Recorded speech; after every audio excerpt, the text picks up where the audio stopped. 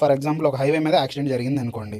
Accident జరిగినప్పుడు మనం ఎలాంటి యాక్సిడెంట్ జరిగినప్పుడు ఎవరికి దెబ్బలు తగలలేదు, వెహికల్ డ్యామేజ్ జరిగింది అనుకోండి. దాన్ని మనం ఇన్సూరెన్స్ కంపెనీకి ఎలా రిపోర్ట్ చేయాలి, పోలీసుని ఎలా ఇన్వాల్వ్ చేయాలి? అక్కడ చాలా మంది యాక్సిడెంట్ అవ్వగానే వెహికల్స్ అవి తీసి పక్కన పెట్టేస్తూ ఉంటారు హైవే మీద ఉన్నాయని చెప్పి.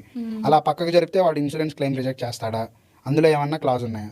ఇప్పుడు ఫస్ట్ ఏదైనా ఇన్సూరెన్స్ ఏదైనా జరిగినప్పుడు ఫస్ట్ ఎఫ్ఐఆర్ ఫైల్ చేయాలి. ఎఫ్ఐఆర్ ఫైల్ చేస్తే మనకు ఫస్ట్ అఫీషియల్ రికార్డ్ వస్తుంది.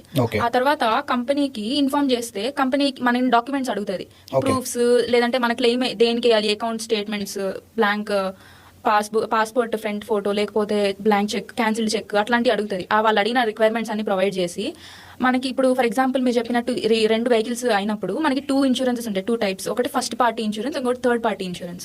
ఫస్ట్ పార్టీ ఇన్సూరెన్స్ లో మన వెహికల్ కైనా డ్యామేజ్ ని కవర్ చేస్తుంది మన insurance company. Third party insurance లో మన ఆపోజిట్ వెహికల్ కి ఏదైనా డ్యామేజ్ జరిగితే లీగల్ గా ఎవరిని మననే రెస్పాన్సిబుల్ చేస్తారు.